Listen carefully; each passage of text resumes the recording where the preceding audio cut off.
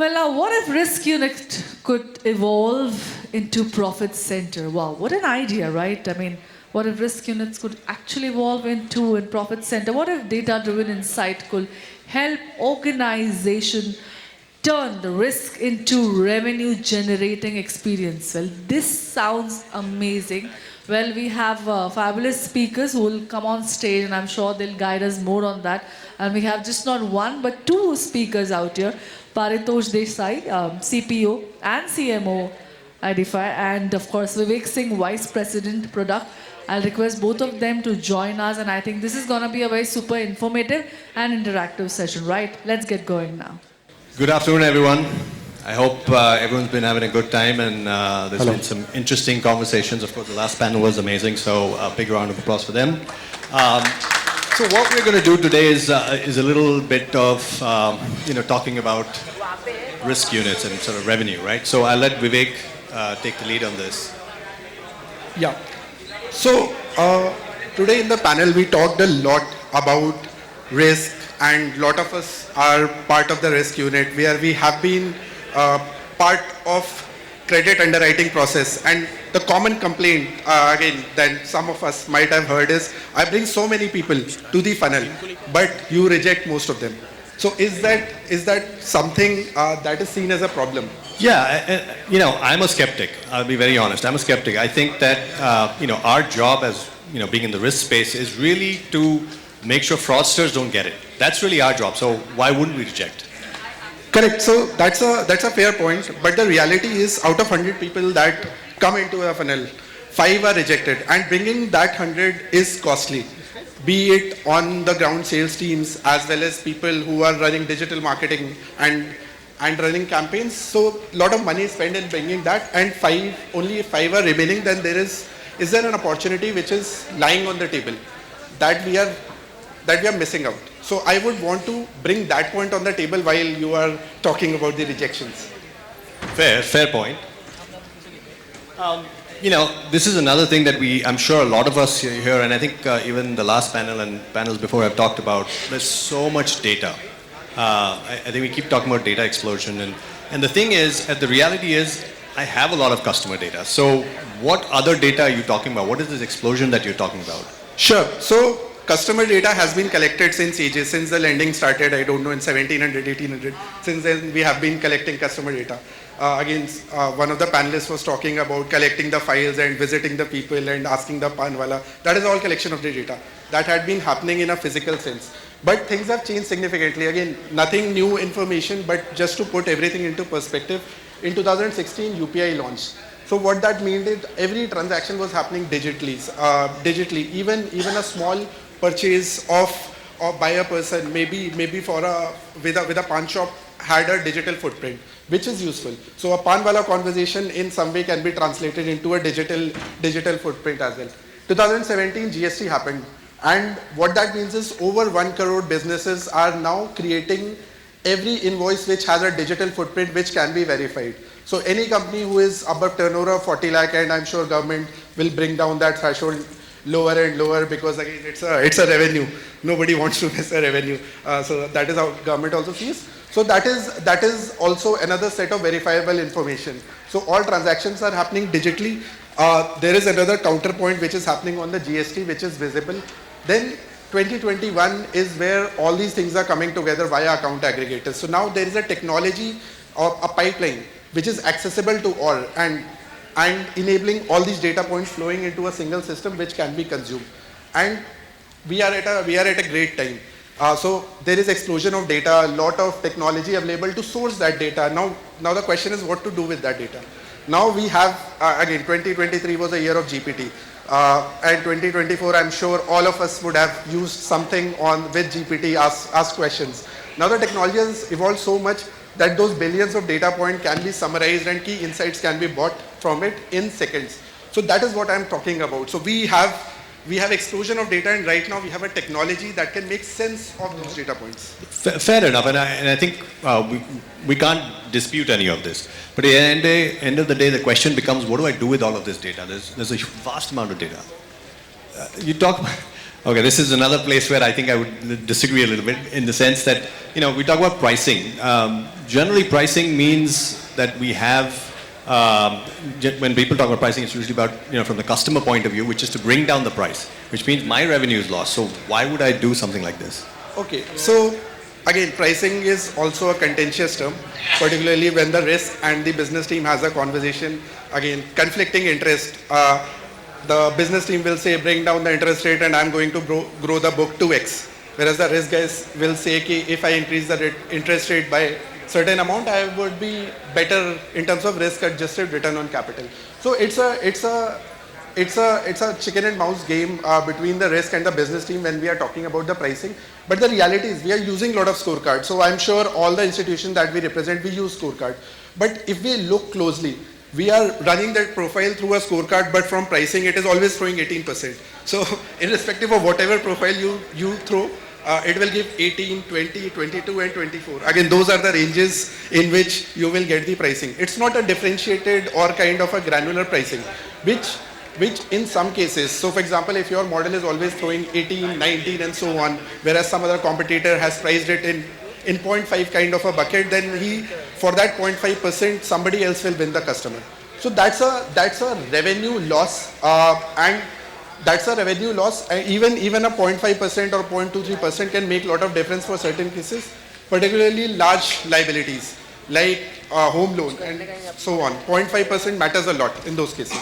Yeah, but that means I get this, and I guess I am in agreement with this. But that means I get more customers. But the challenge I have is then, because my customers have increased, but the value per customer then sort of goes down, right? Because I'm giving them a better rate of interest. Yeah. So I think the value has to be looked differently because instead of looking at that point, we have to look at lifetime value of the customer.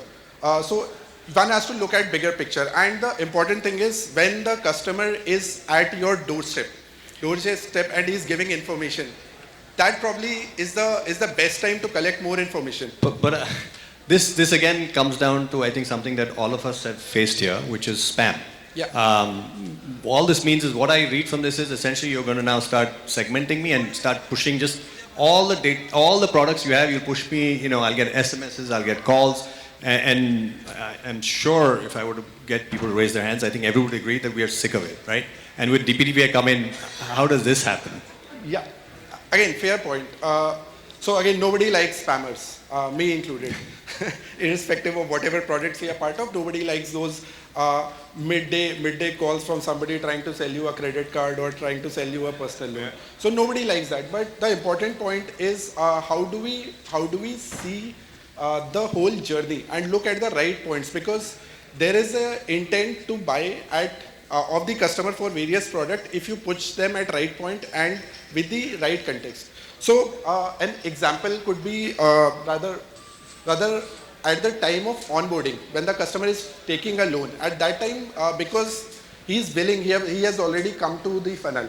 Now he's willing to give more information. At that time, one can assess that what are his needs. Instead of trying to push my portfolio product down the mouth through my campaigning and providing this data that these are the leads, just run a campaign, call all these guys or put a nudge on your platform and so on. So that's not a right way. Right? Rather, at the time of onboarding, we have significant amount of data points through which we can figure out that what all products essentially this guy will need, and at that time assess what is the earning that I can make and take pricing decisions on that basis. To give an example, again, if I'm a lender, I'm looking at ROI from the loan. So instead of 18, I bought down to 17.5. So again, a new guy that I would have otherwise lost. I also see that from the transaction that this guy has been, he eats out a lot and spends a lot on these food delivery apps. Incidentally, I also have a co-branded card with the same food delivery app. So it's a great fit because it adds value to this customer as well as, again, it brings revenue to me also in the form of fee income. Similarly, I also see that there are surplus balances that this guy maintains, probably do not want to park fund for a longer period. So short term, if I have some kind of a short term deposit facility or some product which can be combined with a loan, maybe this is the guy and I can make some kind of a float income as well. So cumulatively, so if it's a loan of 20 lakh, instead of looking at 17.5%, maybe it's 3.5 lakh or 4 lakh that I'm already making from him. But that kind of a calculation I won't be able to arrive if I look only at loan and at that point in time. So yeah. Fair. So, but this, of course, comes with the challenge, which I think the panelists also talked about, which is, use of this much data.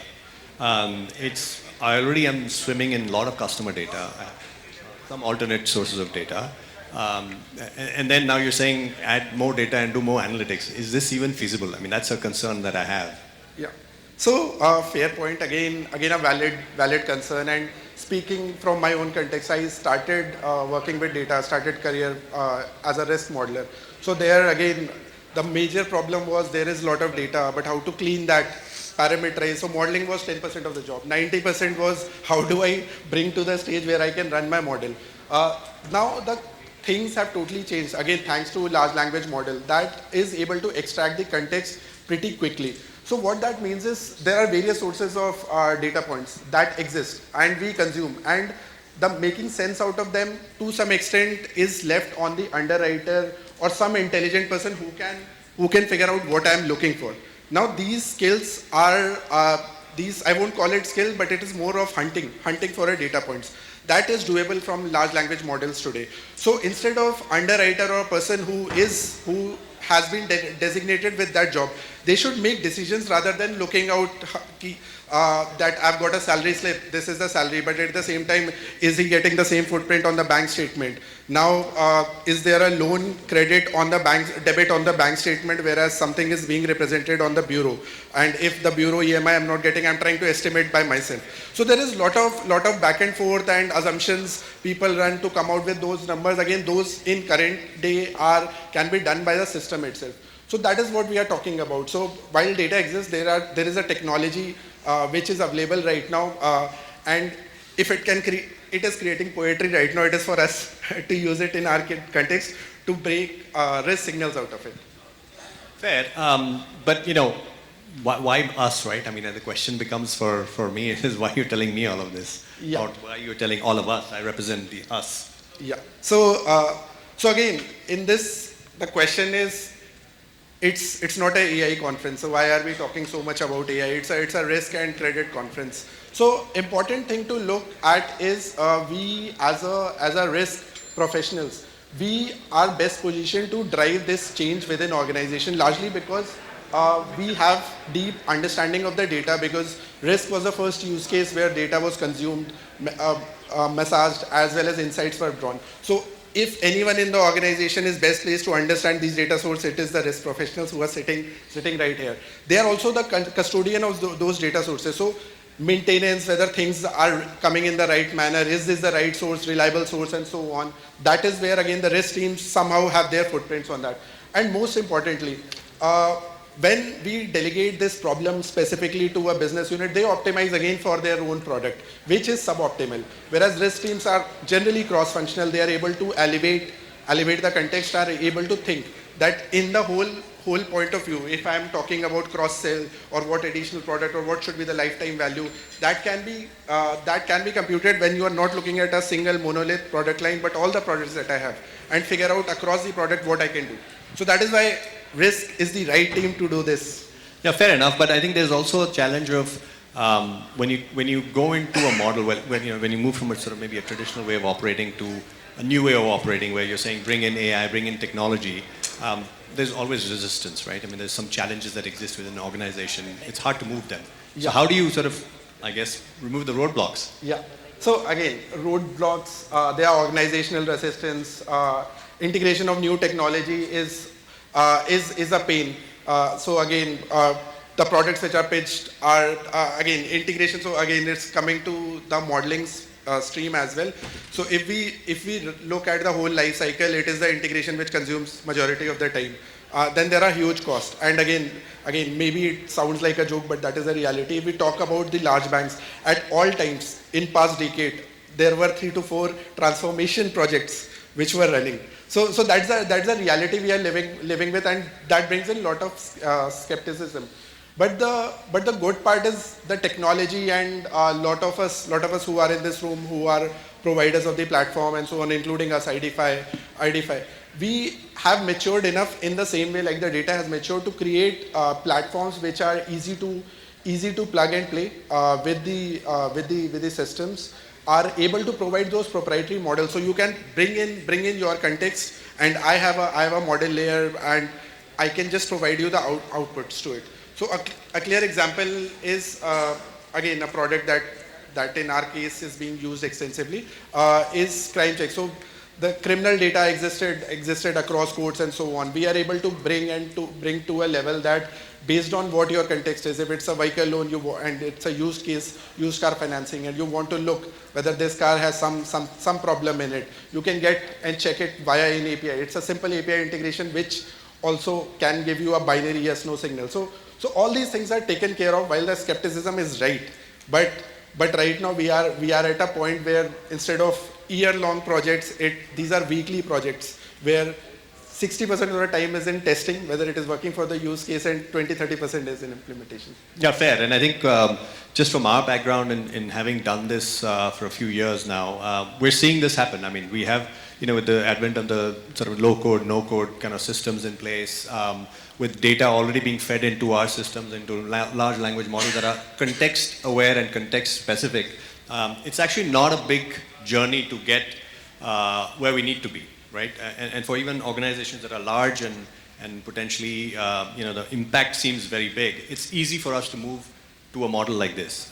So maybe what you can do is just quickly summarize for us, what you've been talking about all this while. Yeah. So again, just 4 minutes left. I think we should be able to close right in time. So the message is we have to leverage AI and analytics in the right way. The technology is available, is made available through us as well, as while the macro technology was there, again LLM existed, but we have people like us have trained it so that it is readily usable in the specific context like making risk signals and figuring out what is the problem and what is the risk. But the other two parts where, again, I think risk professionals have to work on design use cases which are beyond point products, and at the same time linking it to revenue and growth. Instead of giving one more reason to reject a case, it should be thought of in a form that how I'm bringing in more insights which can help me cross-sell as well as increase the overall pie. So that is how I think we will have to do. That's a summary. Fantastic. Thanks for that. And I want to close by saying that life is about managing risk, but not taking risks. And this is the time. And while we all have been speaking about AI, it is important that we take point on it and start using and see how in our context it can be usable. Fair. And I think there's a lot of good stuff here, and thank you for that.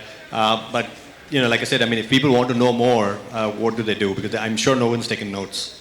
Yeah. So fortunately, again, there's a QR code you can scan. Yeah, we'd love for folks to sort of scan this QR code. It's a community of risk professionals to start talking about challenges and not, it's not I don't think it's not a sales pitch. It's more of a community that will get together, and then hopefully we can talk about all the challenges that the industry has, solutions that we can create together and hopefully solve together. Yeah. And still there's a book which summarizes a lot of things, and not just summarizes but also adds the actionable points, how we can quickly short circuit this journey with the products some of the products that IDFI offers, some so you can choose whatever you might be having. We are at booth number 3.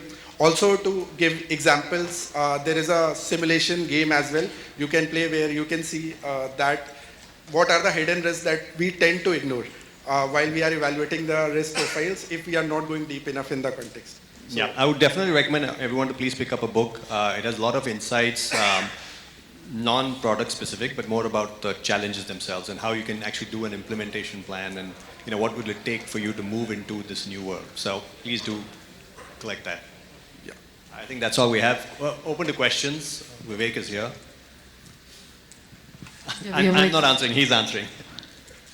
I think we can take one nice question if anybody has. Anybody wants to be a little innovative in their question? Probably. It's late in the day. It's all right. I think I think they might have got their answers also. Plus, you will be also here. Yeah. you know, We'll be around. We are yeah. at booth number And- 3. Again, Yeah. anything. And I love the initiative of creating a community, you know, probably for sharing insights and discussing, and the book as well. So make sure that you're grabbing the book as well.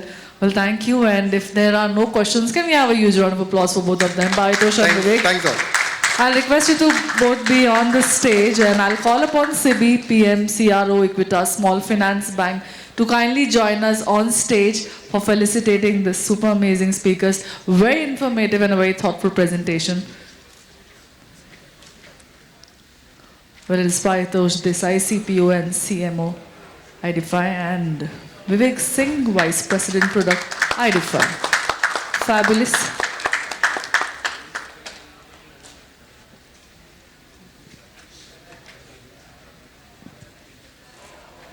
Thank you. Can we have a huge round of applause for him as well?